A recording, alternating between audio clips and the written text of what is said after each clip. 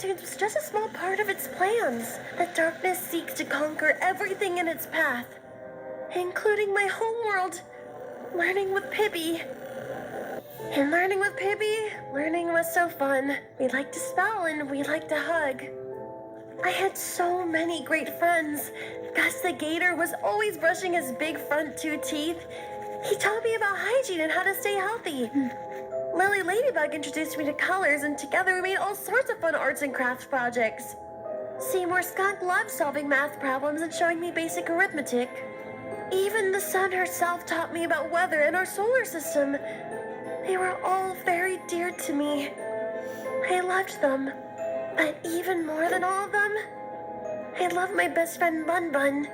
He was always there for me, through thick and thin, teaching me the most important lesson of all, the power of friendship.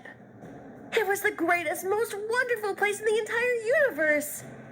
That is, until the darkness came.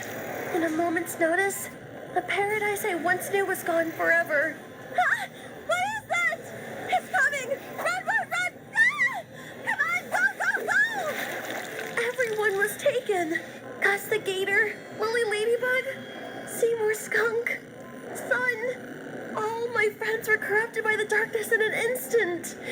All except for Bun Bun. We were able to find shelter inside, at least momentarily. But we didn't know how to process what we just seen. Bibby, I'm scared. Don't worry, Bun Bun. I'll always keep you safe. That's a promise I never thought I'd break. I was sure that the power of our friendship was strong enough to conquer any evil. I was wrong. Eventually the darkness caught up to us and took Bun Bun away from me, corrupting him.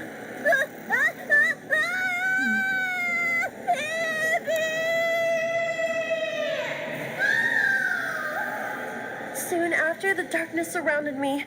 I could feel its black stench weighing heavy on my mind, its evil aura emanating inside me. All was lost.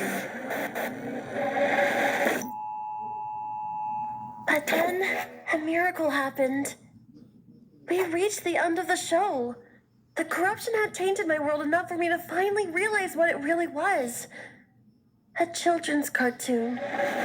I landed in the Rick and Morty universe, or one of the several Rick and Morty universes. Morty tried to explain everything to me, but it was hard to keep track of it all.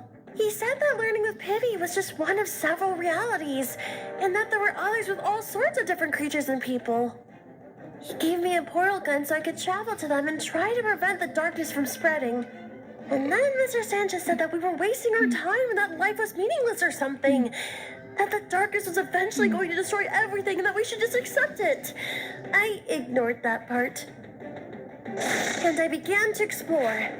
One of the first worlds I visited had a bunch of cavemen with dinosaur appliances and cars with no floors. I was introduced to a nice family, the Flintstones. Fred, the dad, said I was going to love it there. And even though I missed some of the technology I was used to, it seemed like a nice place. Or it was.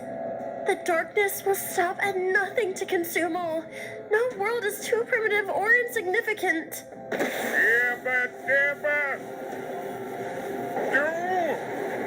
And once it's able to take hold of you, there's nothing that can stop you from becoming one of its minions. It didn't take long before they all turned.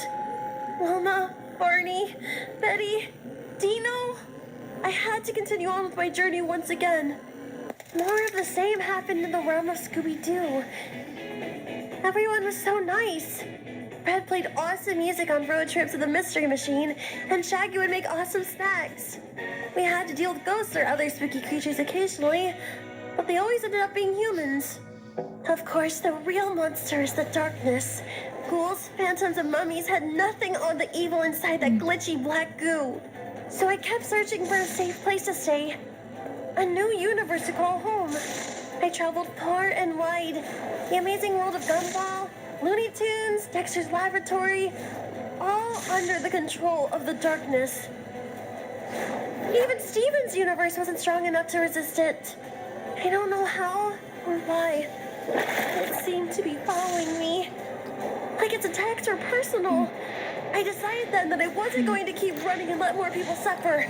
I was going to fight back. If I was going to do that, I need an army. So I found the world with the strongest hero I could find, Marvelous Man. It seemed like he could do everything. Fly at the speed of light, shoot lasers from his eyes, smash bad guys using his super strength. He even had his trusty sidekick, Alloy Boy. Surely if anybody could take on the darkness, it'd be him. Excuse me? Marvelous Man? Jumpin' junipers, Marvelous Man! Someone's turned this poor citizen's skin blue! It must have been that dastardly Dr. Diabolical, my arch nemesis. Actually, no, this is just... Never fear, little one. Marvelous Man is on the case. Aren't you supposed to go with him? Yeah, but I can't fly. I actually don't have any powers yet.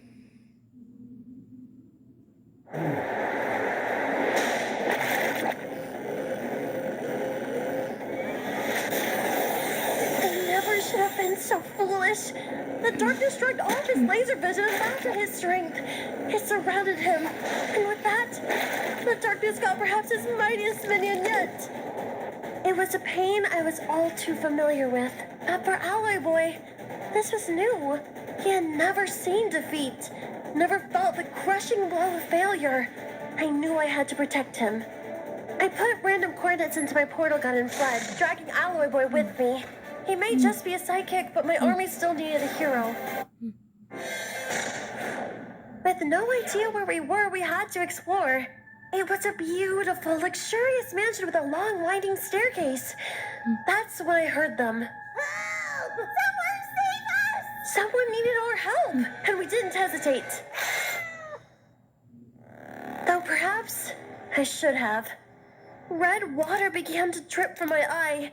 I had been attacked by the cat villainess Melora. Ironic considering soon she'd become one of my teammates. Alloy Boy explained to her the dire situation at hand, that the darkness would soon be coming for her too. She scoffed it off at first, of course. Most people have to see it for themselves to truly believe it. The three of us became a team and we went on several adventures together, including Adventure Time itself. We were on a quest to build an army strong enough to attack the darkness head-on. It took quite some time, but we were able to find survivors, and all of them were willing to fight for the loved ones they lost. Over time, I had to learn to become the soldier that others need me to be, a leader of our rebellion, our last stand against the enemy. It all led to a massive battle back in my homeworld, learning with Pibby. It was chaos. I lost several great friends that day. Still, the two forces seemed evenly matched. We might have had a chance to end things right then and there. But the darkness had one final trick up its sleeve. It was Bun Bun, my best friend. The darkness had corrupted him nearly beyond recognition, but I knew it in my heart. I couldn't bring myself to hurt him. He was the only real family I ever had. And because I was unwilling to act, the tide of our battle turned. It was a massacre. No one was able to resist the darkness, so I fled. I thought all was lost. The world of television was gone. That's when I realized something may have failed in this realm, but I could save others. It wasn't going to take the darkness long to start infecting video games too. That's when I met your friends, Captain and Veteran. They told me about Game Tunes and the invasion in Among Us and other worlds. They said that there was only one hero who could defeat the darkness for good.